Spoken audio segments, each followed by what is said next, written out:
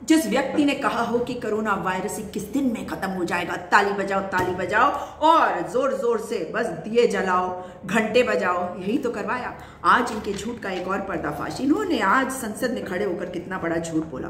कर्पूरी ठाकुर जी को इन्होंने कहा कि हमने दिया है भारत रत्न, लेकिन आपको बता दूं कि भारतीय जनता पार्टी अपने पिछले रूप में जनसंघ होती थी या नहीं होती थी, ये आप मुझे बताइए। और जब कर्पूरी ठाकुर जी जो मुख्यमंत्री थे बिहार के, उन्होंने लोगों को रिजर्वेशन देने की बात करी, अति पिछड़ों की बात करी, तो जानते हैं जनसंघ वालों ने क्या किया। आरएसएस के कैडर्स जोर जोर से चिल्लाए और उन्होंने जो घटिया बात की मैं सुना रही हूं आपको। ये रिजर्वेशन कहां से आई?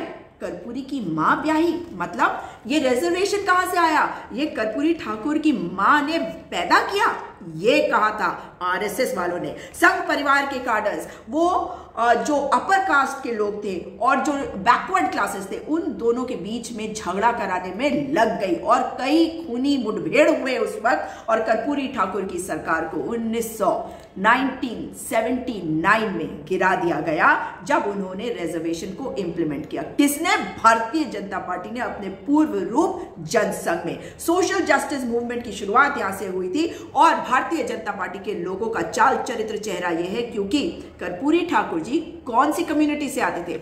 हजाम कम्युनिटी से, यानी कि जो बार्बर कम्युनिटी होती है। आप समझ गए ना कि भारतीय जनता पार्टी का चाल चरित्र चेहरा क्या होता है। ये नफरत करते हैं उनसे जो पिछड़े हैं, मगर बातें करते हैं कितनी बड़ी बड़ी और कितनी झूठी। ये आप तय करिए कि क्या प्रधानमंत्री को यह शोभा देता है कि वो संसद में खड़े होकर एक भाषण दे जो इलेक्शन स्पीच हो, जो चुनावी भाषण हो। चुनावी भाषण में क्या होता है? जुमले, झूठ, फरेब, यही है नरेंद्र मोदी के भाषण की यूएसपी। देखते आ रहे हैं ना, 2013-14 में कहा था 15 लाख आपके अकाउंट में आए 2 करोड़ नौकरियां हर साल मिली।